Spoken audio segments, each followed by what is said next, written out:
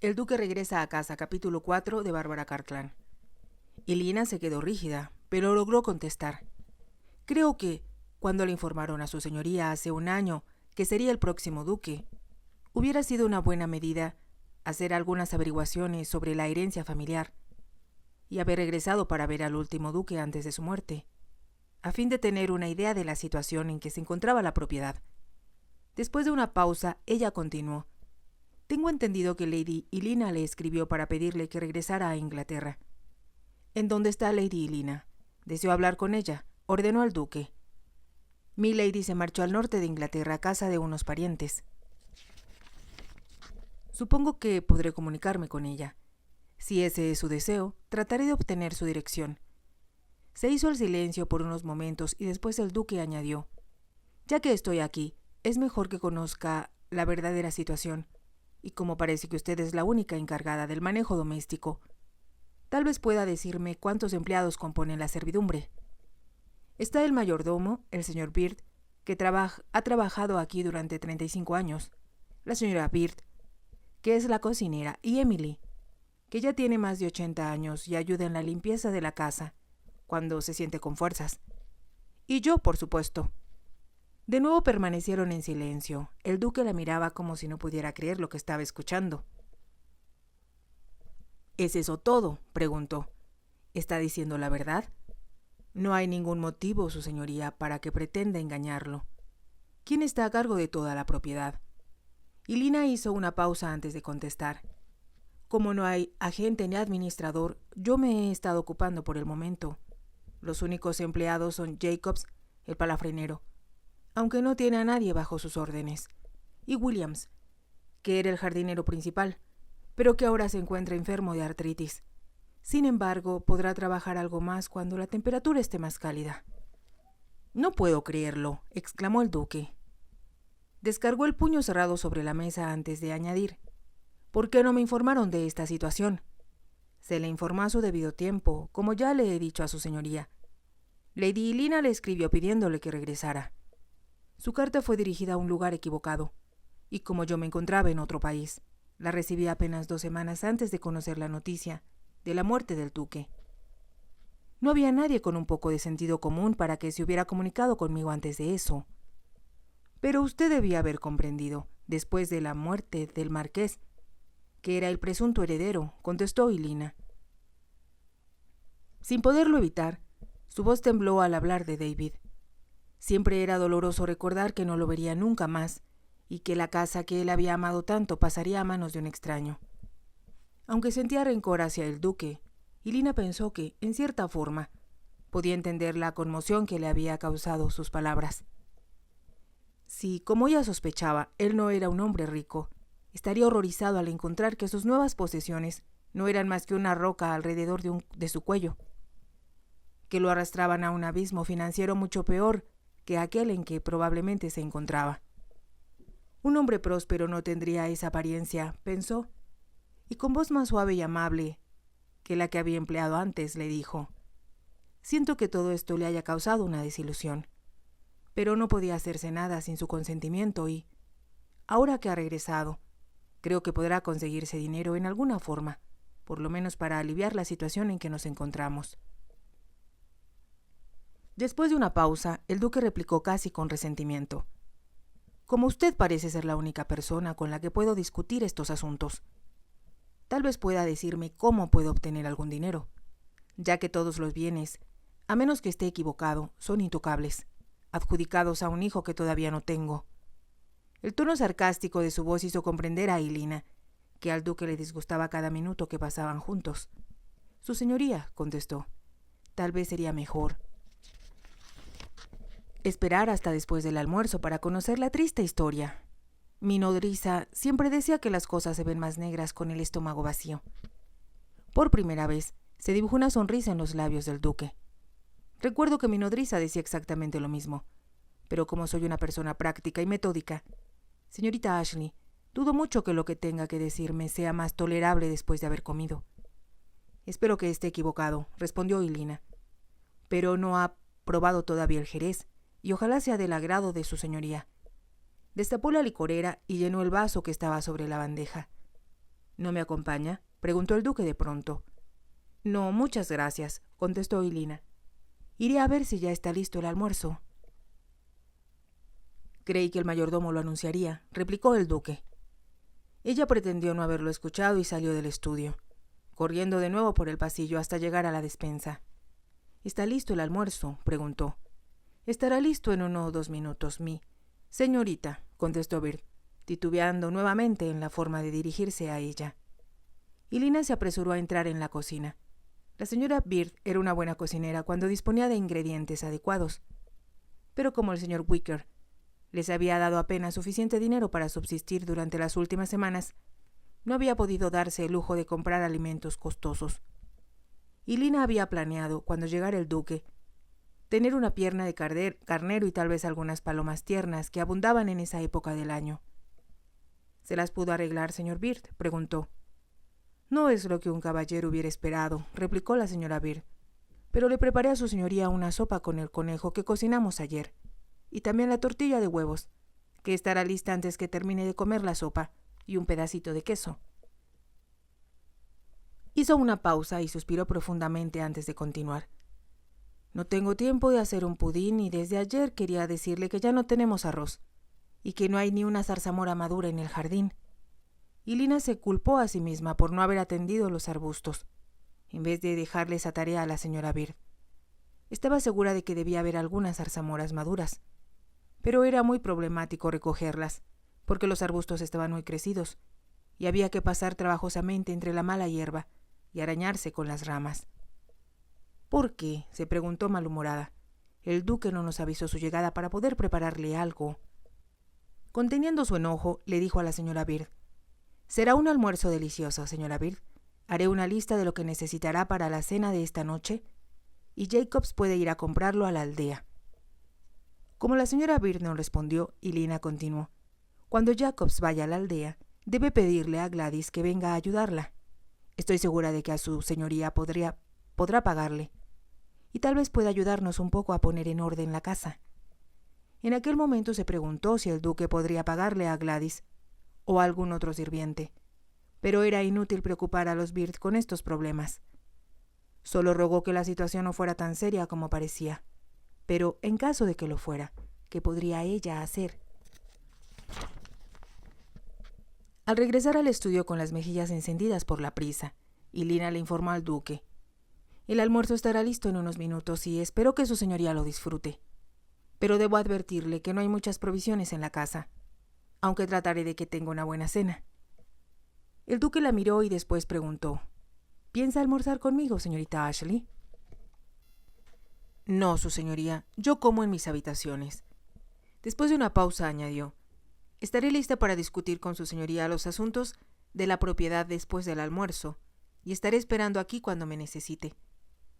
Hizo una reverencia y salió de la habitación, mientras él se terminaba su copa de jerez.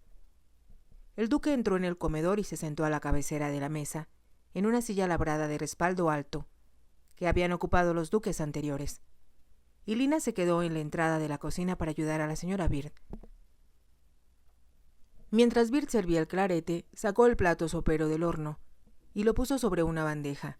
Buscó un cucharón grabado con el escudo de la familia y ayudó a la señora Bird a servir la sopa en la sopera de plata. Cuando la tortilla salió de la sartén, apetitosamente dorada por encima, le añadió unas verduras y la llevó hasta la puerta que comunicaba con el comedor, para que el viejo Bird no tuviera que caminar tanto. Él había sido un excelente mayordomo en sus buenos tiempos, y ella sabía que no cometería ningún error al servirle al duque, y que mantendría su copa llena, pero las piernas le molestaban y cuando tenía que caminar mucho, su paso se hacía cada vez más lento. Por fortuna, pudo acompañar la tortilla con varias papas que había desenterrado de la huerta el día anterior y una buena ración de guisantes. Por último, Bird llevó a la mesa el pedacito de queso e Elina lo escuchó decir: «Me temo, su señoría, que no hemos podido ofrecerle la clase de comida a la que está acostumbrado. Las cosas no han andado muy bien últimamente y solo esperamos que, ahora que ha llegado su señoría, todo marche mejor». «La situación no podía estar peor, ¿verdad?», comentó el duque con indiferencia. «Hemos pasado muchos aprietos, su señoría, y Después de la muerte del señor duque, milady estaba desesperada cuando comprendió lo mal que estaban las cosas. Y Lina contuvo la respiración al escuchar esas palabras. Se había olvidado de decirle a Bird que no hablara de ella, aunque sabía que su lealtad lo había inducido a expresarse así. Como si no pudiera soportar que el nuevo duque la culpara de la pobreza y las carencias de la abadía. «Tengo entendido que Lady Helena ha viajado hacia el norte», comentó el duque.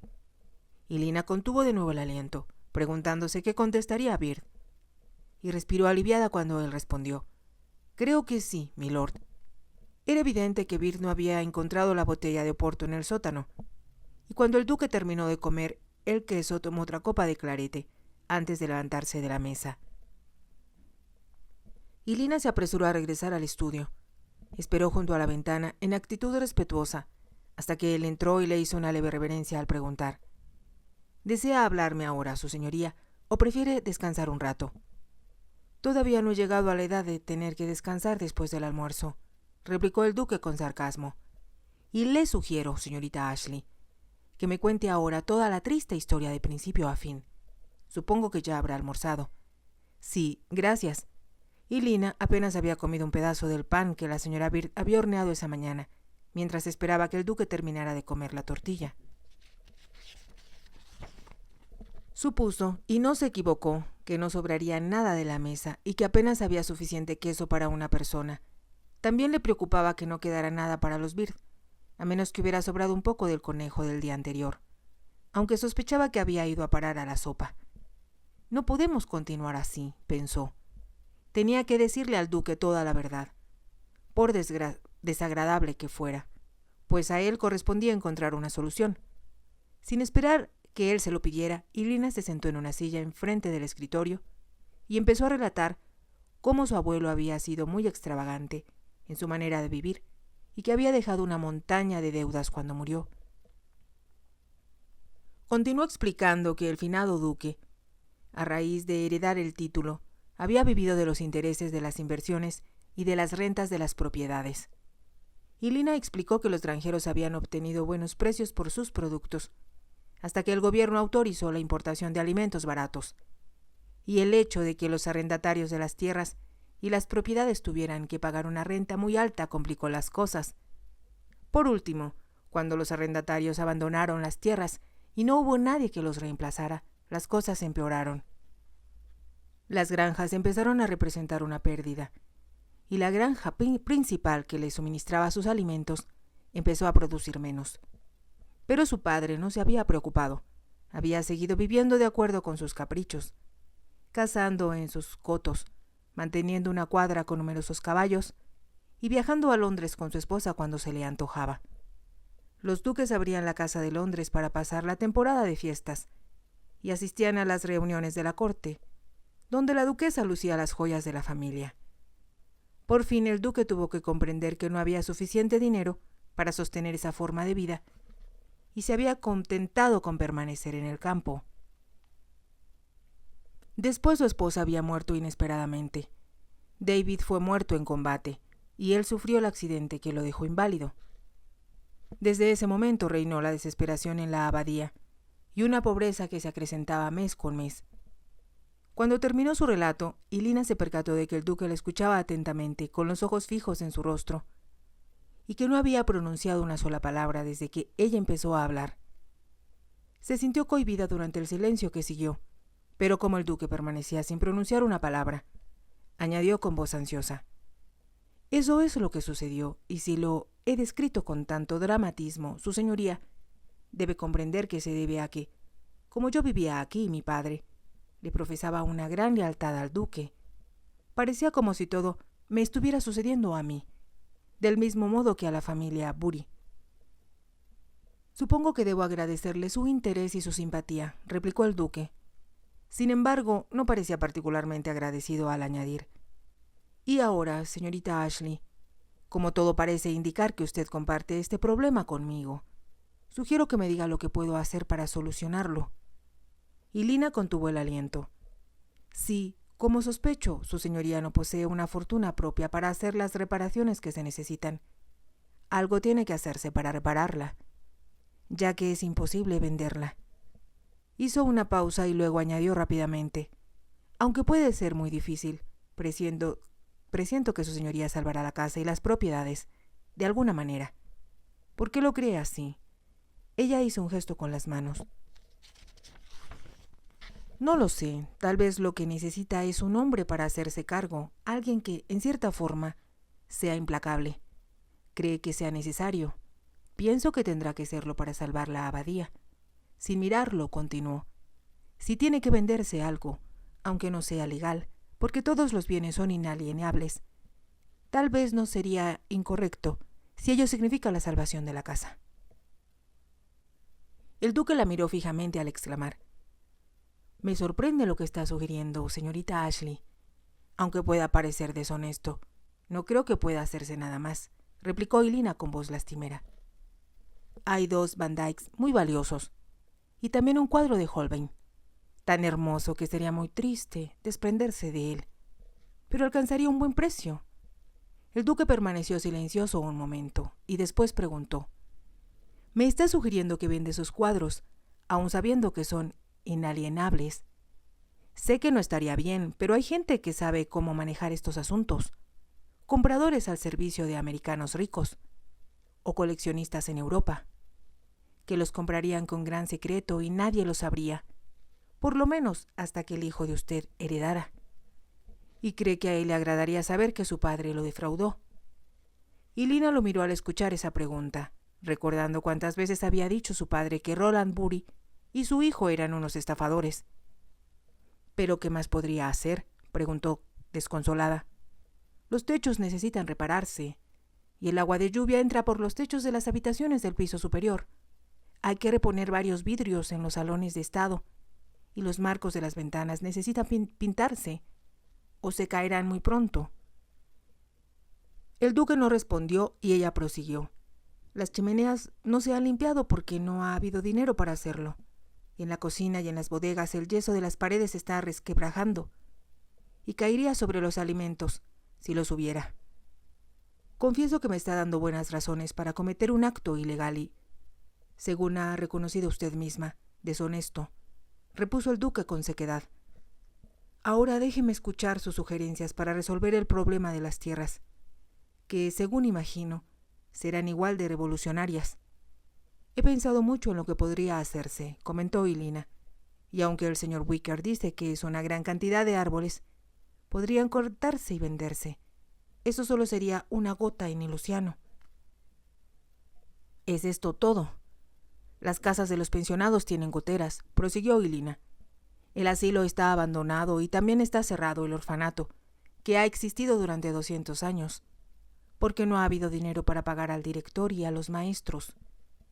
Aspiró profundamente antes de añadir: hay 2 parroquias que se encuentran sin un clérigo, ya que siempre ha sido responsabilidad de los duques de Tetbury sufragar los gastos. De nuevo se hizo el silencio y después el duque dijo: es una historia muy deprimente, señorita Ashley. Si he de ser franco, esperaba que a mi regreso todo siguiera igual que en el pasado. Titubeó antes de añadir: es evidente que debo decidir qué debe hacerse antes de regresar a mi punto de partida. Y Lina lo miró asombrada. ¿Quiere decir?, preguntó en voz baja, ¿que no pretende vivir aquí? Por supuesto que no, contestó el duque. ¿Por qué habría de hacerlo? Nunca tuve deseos de convertirme en duque y ni en mis sueños más alocados imaginé que algún día heredaría el título. Y Lina no supo qué responder y él prosiguió: tengo mi propia vida, mis propios intereses. Puedo asegurarle, señorita Ashley, que me siento del todo feliz, sin caer en la trampa de la vida de la aristocracia, que considero anticuada, ni echarme la carga de una casa y unas tierras que por lo visto están en la ruina. Hablaba con tanta dureza que Elina juntó las manos para decir con un pequeño grito de horror: está diciendo que no le interesa la familia, ni lo que han significado estas propiedades para los Bury durante 300 años. ¿Y por qué habría de interesarme? Y Lina se quedó tan anonadada por lo que estaba escuchando, que se levantó de su silla y se quedó mirando el retrato del segundo duque que colgaba frente a ella. Después caminó hacia la ventana y contempló los rayos del sol que hacían brillar la superficie del lago y que se colaban a través de las ramas de los árboles. donde asomaban los primeros brotes de la primavera. «Es imposible que esto no signifique nada para usted», musitó, como hablando consigo misma. «Usted es un Bury, y la sangre de sus antepasados corre por sus venas. Todos han peleado y muerto por Inglaterra, a través de los siglos, y, para cada uno de ellos, el interés primordial de sus vidas ha sido la abadía». Hizo una pausa antes de continuar. «Cada dueño le ha agregado su toque individual. Sir Wallace Bury, después de la disolución de los monasterios, la convirtió en una mansión privada, haciendo de ella un lugar tan maravilloso que la propia reina Isabel vino desde Londres a conocerla, y permaneció aquí 3 noches, en medio de los festejos que organizó el duque». Rememoraba mientras prosiguió lentamente. «Después se convirtió en un refugio para los realistas y se construyeron numerosos pasajes secretos para que pudieran escapar de sus perseguidores. Lord Bury construyó un ala nueva que todavía forma parte de la mansión». No miró al duque mientras hablaba, pero presintió que él estaba escuchándola. Si te ha gustado, te invito a que te suscribas, a que me regales un me gusta y actives la campanita para que puedas seguir escuchando esta historia. Gracias.